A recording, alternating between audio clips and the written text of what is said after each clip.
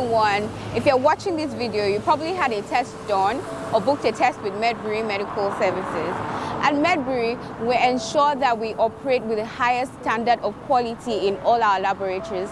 That is why it is of utmost importance for us to educate our clients on how the PCR test is done. Now, this video is divided into 3 parts. You could decide to watch the entire length of the video or go right to the part that interests you. The first part of the video, it will be talking about how the PCR test is done, everything you need to know about how PCR testing is done. The second part of the video tells us about the different outcomes of the results of the PCR testing. And the third part, it tells us about the things that you could do depending on the outcome of the result. Now let's get right in. Now the first part, understanding PCR testing. COVID-19 polymerase chain reaction test, also known as the COVID PCR testing, is the very gold standard of COVID-19 testing all over the world.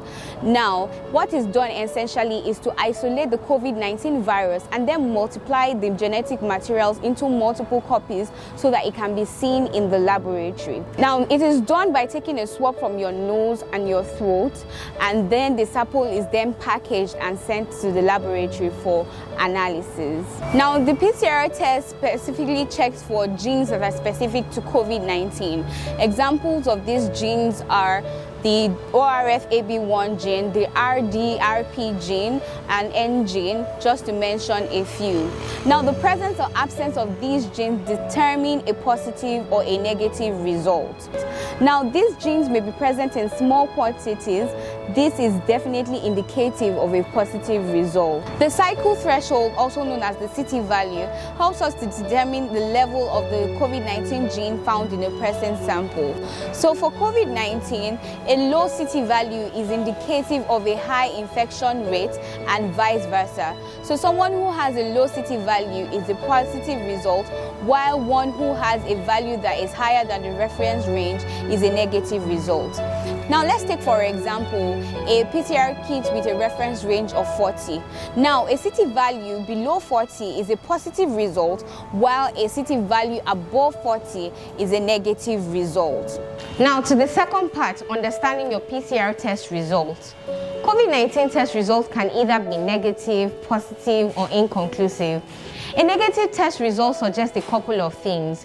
It means that it is more likely that there was no COVID-19 virus at the time you took the test. It is, however, also possible to have been infected with the COVID-19 virus and still test negative. This may occur at the early stage of the infection, when the virus is still incubating, or at the late stage of the infection, when the virus is leaving the person's body. In both cases, the virus may be too little quantity to be found in testing. Also and rarely, the virus may be missed during sample collection, leading to a false negative result. While a positive test outcome is undesirable, it is not a death sentence, as 80% of positive cases are asymptomatic. A positive test result can mean any of the following.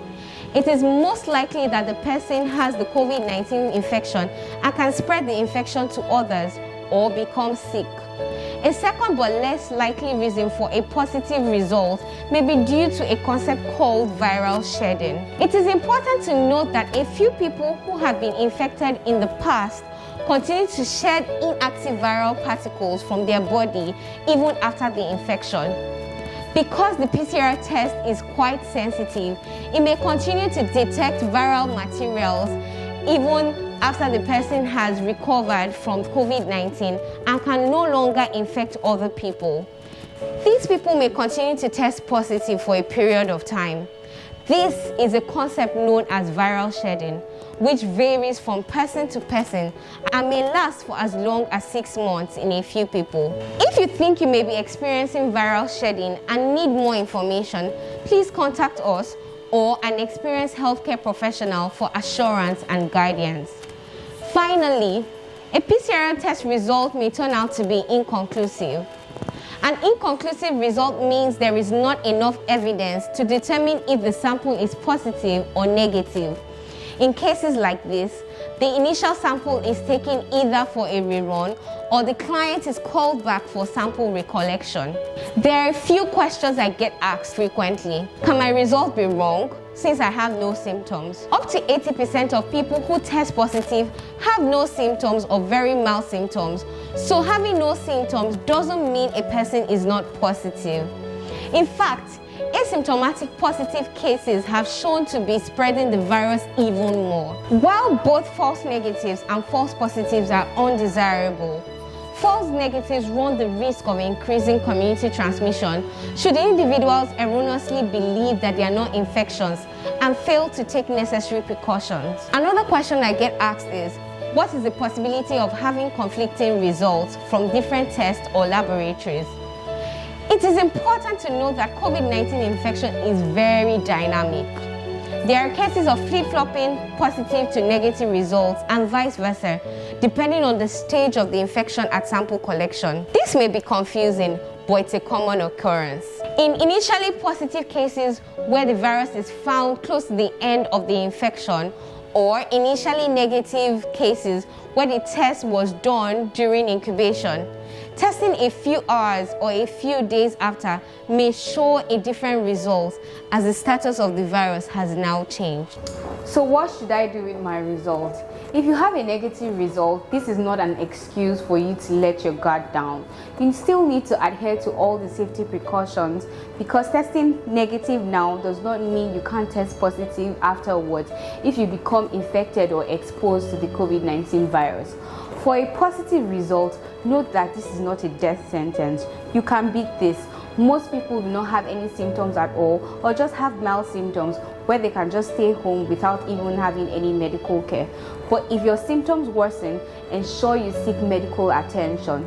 You also need to isolate so that you can break the chain of transmission so you're not transmitting to other people, and also be on immune boosters to boost your immune system.